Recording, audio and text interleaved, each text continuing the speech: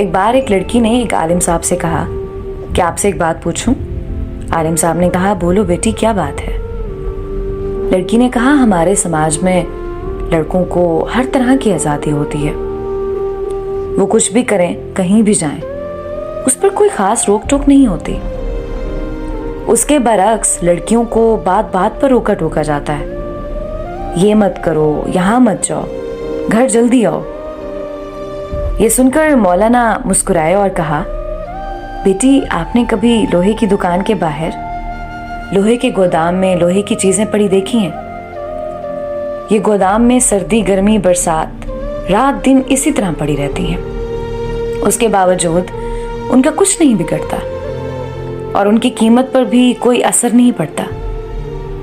लड़कों की कुछ इस तरह की हैसियत है इस समाज में।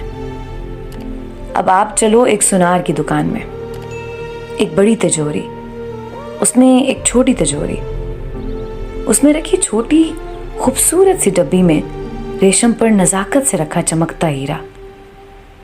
क्योंकि जौहरी जानता है कि अगर हीरे में जरा सी भी खराश आ गई तो इसकी कोई कीमत नहीं रहेगी। बेटी, इस्लाम में बेटियों की अहमियत भी कुछ इस तरह की ही है, पूरे घर को रोशन करती झिलमिलाते हीरे की तरह।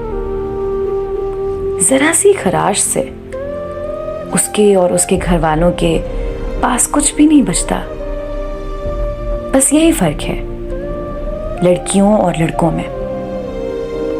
पूरी मजलिस में खामोशी छा गई। उस बेटी के साथ पूरी मजलिस की आंखों में छाई नमी साफ साफ बता रही थी लोहे और हीरे में फर्क।